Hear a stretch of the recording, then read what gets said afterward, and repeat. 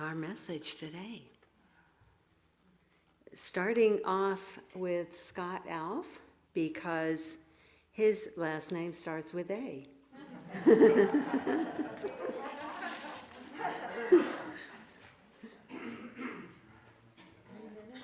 Sure. I'll be brief with that.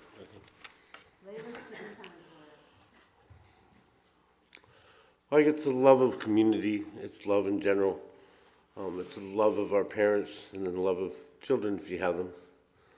It's the love you share with another. It's the love you share with yourself. I guess my story of love would be that my parents separated at an early age and left me there, holding love from each of them separately. Love to them somewhat separately as well. I still love my mother, and my mother's side of the family was very much a community side of the family. My father's side a little more separated off, perhaps because he was a POW.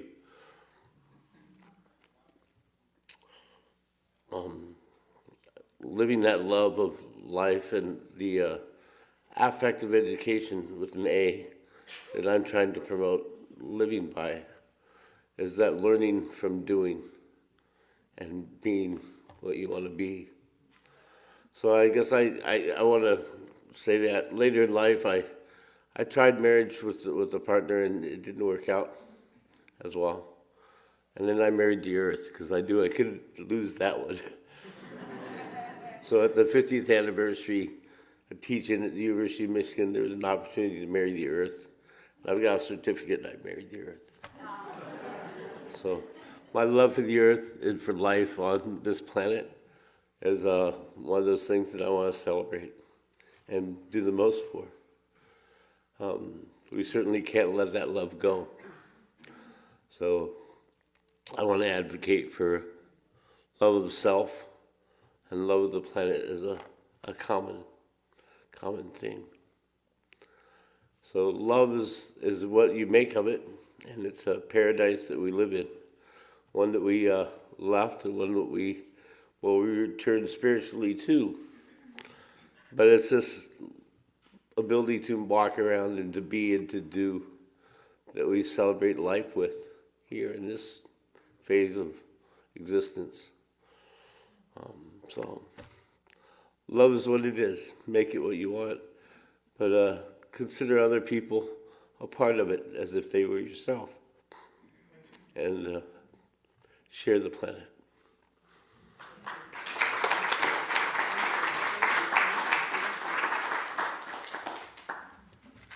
That was wonderful, wonderful, wonderful.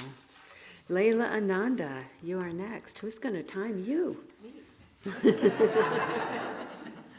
Oh, I'm going to time me. All right, start.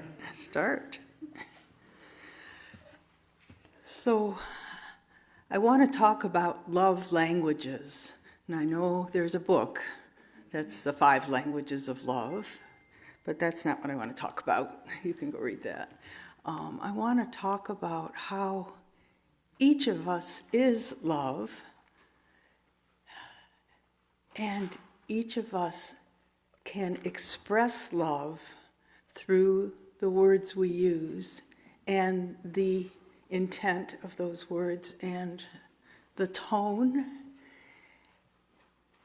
And I think there's so many ways to be loving, whether you agree with someone or not, whether you like someone or not, whether they are so different than you that you really just don't get it. We can look, and you might do this right now, just you can look at somebody in your mind's eye, or if there's somebody you can see in the back of their head, just look at them with love, whatever that means to you. Look at them with love. And then, what if there's somebody that you just can't stand something about them? And you can think of somebody like that if you want. And how can you look at them? Can you still look at them with love? And what if you need to speak your disagreement or your difference? Can you do that with love? Can you say, you and I don't agree on that. Can you say, we're on opposite sides of the fence. I love you, and I don't like what you're saying. And I love you. I love you, and I need to do something quite different than what you're doing. You and I may be on opposite sides, but I still love you. Can you find words to speak, whether you're talking, whether you're writing, whether you're, there we go, I still got time. However you're expressing yourself, can you express love in every word and in every sentence that you speak? That's, I think, our challenge. Thank you.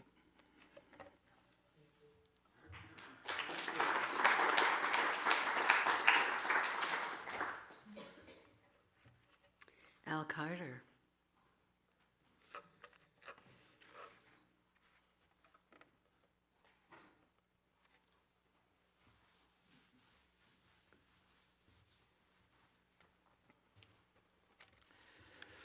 Well, of course, this morning,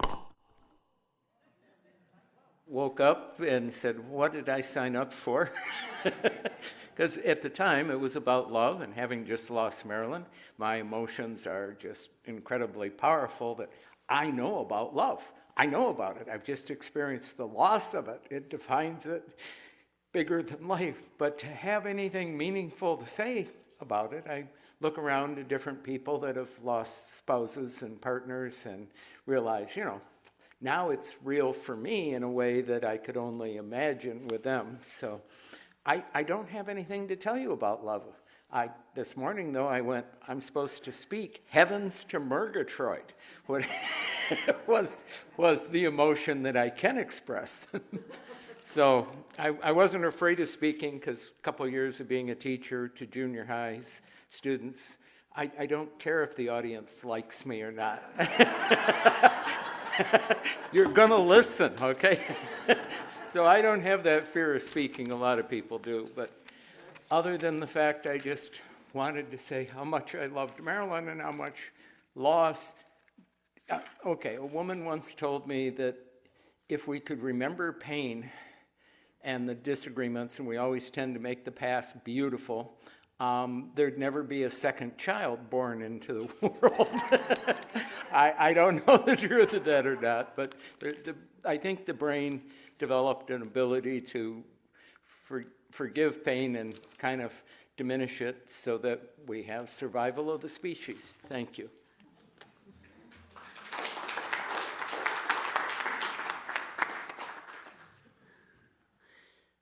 Thank you, Al. Next is Maurice Clark. And after her, Bonnie, Dee Dee. I just have a couple of stories about love over time. So when I was in high school, I didn't date very much at all. In fact, I spent my prom night with 5 other ladies who didn't get asked to the prom. We went to Carl's Chop House and then saw the movie Cabaret. So when I got into college, I wanted to date more, and I wanted to try weed. Everybody was talking about it, and it seemed kind of safe, so I thought that wouldn't be such a bad goal. My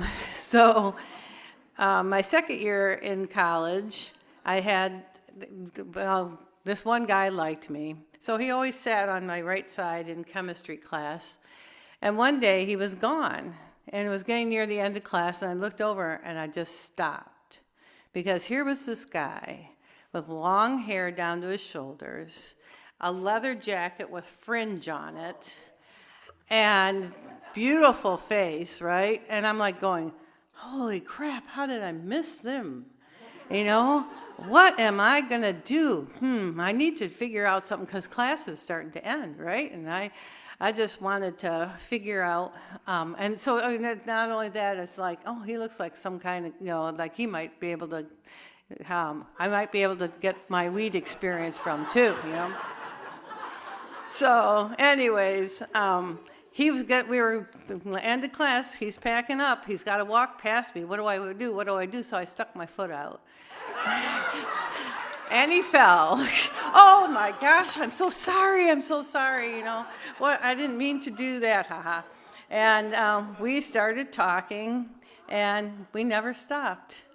So it's 50 years next year.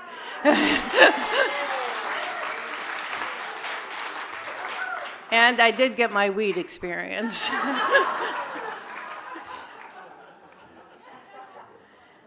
And then hopefully I can make this one short. This is concerning, most of you know I love dogs, absolutely. And I fell in love with Salukis, which is a sight hound, looks similar to a greyhound or an Afghan, but shorter coat.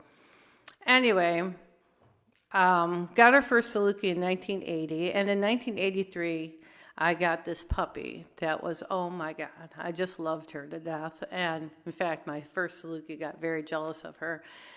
And then she was just a delight. She was like my heart. And when she was 21 months old, she jumped our fence and she ran. She was chasing a rabbit. After she got done chasing the rabbit, she didn't know where she was, so she just started running. And eventually got hit by a car and killed. And so about a few months later, I met this other puppy. And this other puppy was similar color, and she's sitting there looking at me, and she's whining. I'm over at a friend's house looking at this litter of puppies. And I pick her up, and I go, oh my God, what do I do? I picked her up and I was like, oh, this puppy, what's wrong with this puppy? And the breeder said, no, I don't know why she's being fussy. And eventually, 4 months later, I got her. And she was beautiful, absolutely beautiful. And I am sure that she was my other one come back because she had so many similarities and everything. And as of this date, she's come back 4 times. So that's true love.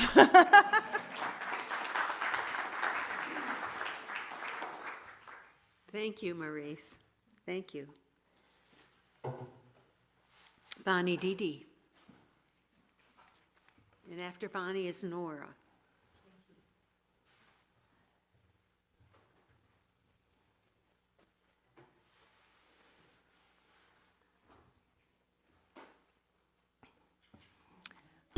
Namaste. My first reading is from James Baldwin, called For Nothing is Fixed. For nothing is fixed, forever, forever, forever. It is not fixed. The earth is always shifting. The light is always changing. The sea does not cease to grind down rock. Generations do not cease to be born. And we are responsible to them because we are the only witnesses they have.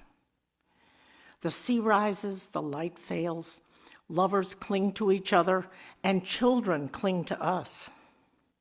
The moment we cease to hold each other, the moment we break faith with one another, the sea engulfs us and the light goes out. My second reading is personal. It is Bonnie Didi, Saturday, February 8th, 1969. I'm in Istanbul, Turkey. I head outside. It is very cold and very early morning. I'm feverish and ill. I head to the Turkish bathhouse. Wow, the steam. Wow, the heat.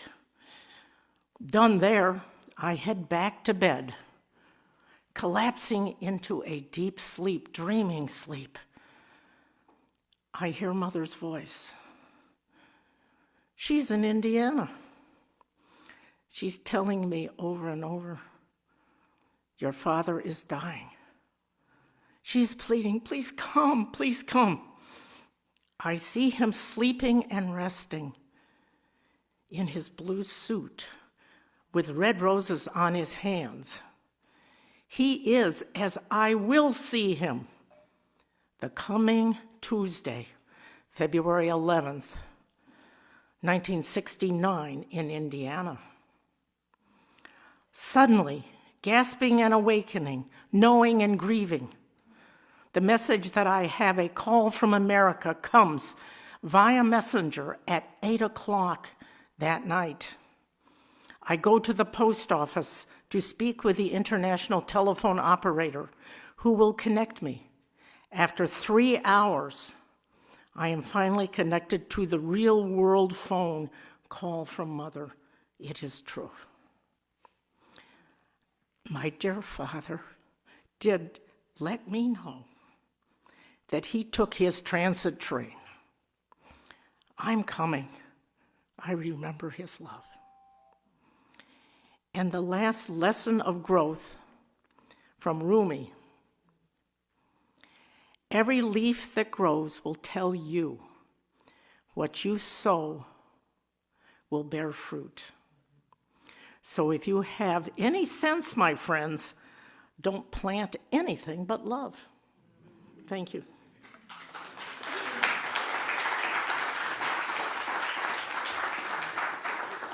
Thank you, Bonnie. That was wonderful. We welcome Nora now.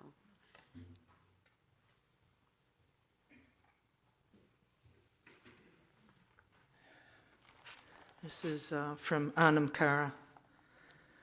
You can never love another person unless you are equally involved in the beautiful but difficult spiritual work of learning to love yourself.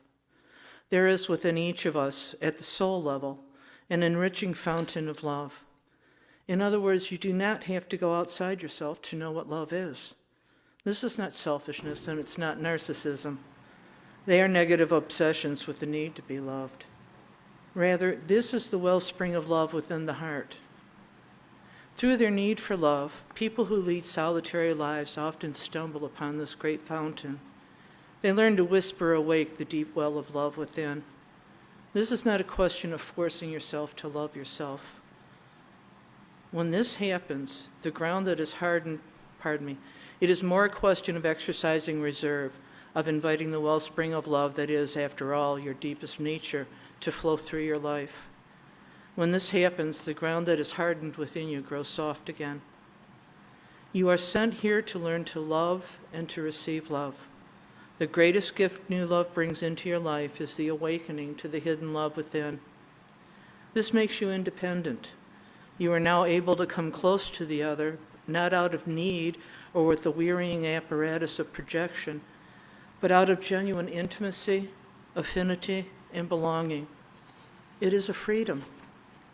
Love should make you free.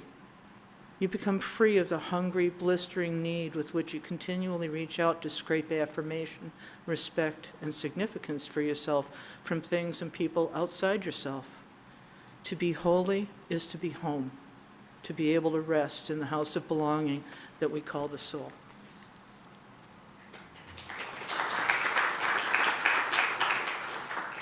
Thank you, Nora. Thank you. Beth Wieland. Come on up, Beth. And after that, David Winfrey.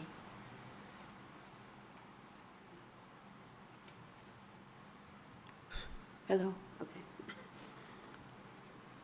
I've been thinking about my love for this country and its people, all of them, and about how we are looking for the same things: love, security, safety. My mom's side was French, who at some point came to New Hampshire from Canada. We don't know the history of that side particularly, and Irish, who came 3 generations ago during one of the many potato famines. My grandparents owned and operated the town's general store. They helped a lot of families during the Great Depression. My mom remembers her parents talking about all the people that owed this and that and the other thing, and she remembers also beggars coming to the back door of their house and herself giving them biscuits and tea. They weren't wealthy, but they were okay, and a lot of people weren't. My dad's side was Greek. Yaya came to America during World War I, when the Turks were taking over the part of Greece that is still part of Turkey. She was 16 years old, came across by herself to, quote, take care of a brother who was here before, whom she didn't remember, her oldest brother. Dad, well, Papu worked in the mills. Uncle Charlie worked in the mills. Dad later always smiled and said he never knew he was poor until he got to high school and saw what the French and Irish kids had. My dad won a full-ride scholarship to West Point. That was his ticket to the middle class. But again, he laughed and he said, well, of course, everybody got the VA thing after that. You know, I worked out through high school, but I didn't have to. He grew up in a one-bedroom apartment with 2 siblings, 2 parents, a couple of uncles who came and went, depending on where the crops were being harvested, and we're in New Hampshire for the summer fishing. I now live in a one-bedroom apartment in Plymouth, and my next-door neighbors are immigrants. I don't know where they're from. The adults do not speak English. A guess is Ukrainian, but it's only a guess. The children speak good English, trot off to school. They're a sweet family. I don't really know them, but, you know, the adults hold the door open for me. We smile at each other. People come and go a lot. I'd like to get to know them better. There are, at any given time, maybe 5, maybe 6, maybe 8 people living in that apartment that I have to myself, and it's not a big apartment. And I remember my dad again saying he didn't know he was poor, but he knew he was loved. And I see love in this family, and I just want all of us to remember, whether we're natives, descended, or whether we're descended from Europeans or whomever, we're all the same. And let there be love. Namaste.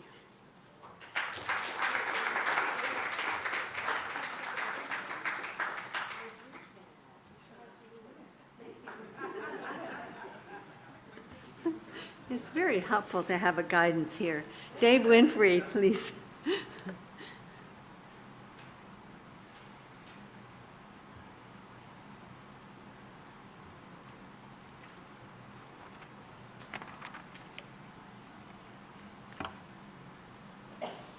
Got to hit the start button. Yeah, okay.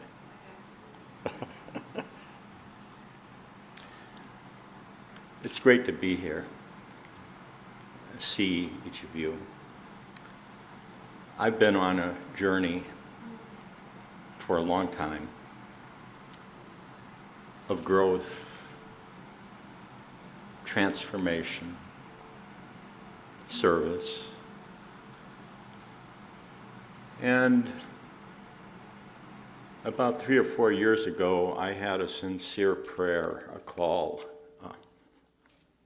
to God to change me, to make me better, to lift me to a higher level. And he heard me. And the message I received is, I'm going to change your life. And he did. A series of events took place, and suddenly I had time to meditate. And he told me, I'll provide places for you. He said, I'll open doors, and people will be predisposed to assist you. And over the past 2 years, doors have opened to me to allow me to come into their spaces and give me a place to meditate, to focus on the divine, moment by moment, hour by hour, soak myself in his presence, Forgive me for saying he, but I frequently do. And as he met me again and again, showed me things that needed to be removed, poured energy into my field to shift me, to transform me. I just kept telling him, I want to be like you. I want to be the space that you dwell in and that you meet humanity. I want to be a clear, transparent space where your exquisite self can touch humanity. He cared for me, he guided me, he taught me, he gave me insight after insight. And although I was very spiritual, very religious, I was not someone who loved God. I didn't feel a lot of love for God. But in that space, I found love for God because he loved me so much. So much love. And now that love, when I see others, when I look at all of you, I see you with so much more love than I have ever had before. And I know this love is mine, lifetime after lifetime.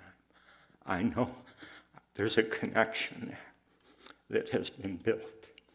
And I just seek to be the light and the love of the divine in this world to the highest degree I can. And love to all of you, to everything, to everyone, all that is, all of his creation. I see him in you.